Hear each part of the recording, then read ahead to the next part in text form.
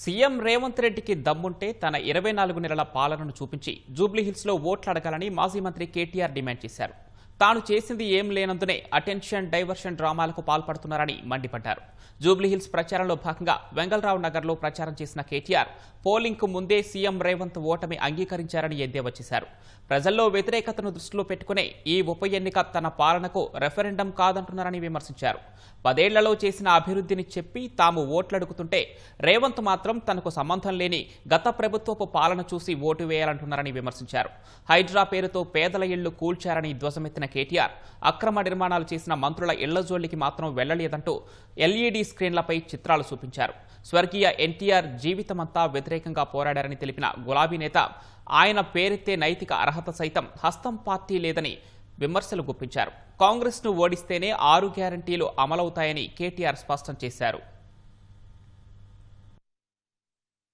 మేము 10 ఏళ్లు ఏం చేసినామో చెప్పి ఓట్లు అడుగుతున్నాం. 10 ఏళ్లు ఏం చేసినామో, ఎన్ని కేసీఆర్ కిట్లు ఇచ్చినాం, ఎన్ని లగ్గాలు చేసినాం, కళ్యాణ లక్ష్మి షాదీ ముబారక్ పేరు మీద జూబిలీహిల్స్ లో ఎట్లా 4000 డబుల్ బెడ్రూమ్ ఇల్లు ఇచ్చుకున్నాం, హైదరాబాద్ లో 1,00,000 డబుల్ బెడ్రూమ్ ఇల్లు ఎట్లా కట్టినాం, ఇవన్నీ చెప్పి ఓట్లు అడుగుతున్నాం. 42 ఫ్లైఓవర్లు, ఐటీ పరిశ్రమ ఎట్లా పెంచినాం, తెలంగాణ ఆర్థిక ముఖ చిత్రం ఎట్లా మార్చినాం, తెలంగాణ వ్యవసాయ ముఖ చిత్రం ఎట్లా మార్చినాం, తెలంగాణలో సంపద ఎట్లా పెరిగింది, ఒక్కొక్క ప్లాట్ విలువ ఎట్లా పెరిగింది, ఇవన్నీ చెప్పి ఓట్లు అడుగుతున్నది బీఆర్ఎస్. నువ్వేం చేస్తున్నావయ్యా?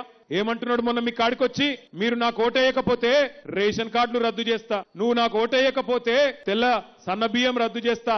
నేను అడుగుతున్నా రేవంత్ రెడ్డిని, ఎవడి సొమ్ము రద్దు చేస్తందుకు గల్లా బట్టి మీరు మాగంటి సునీతమ్మని గెలిపియండి, అసెంబ్లీలో గల్లా బట్టి నిలదీసి మీది మీకు ఇప్పించే బాధ్యత మాది.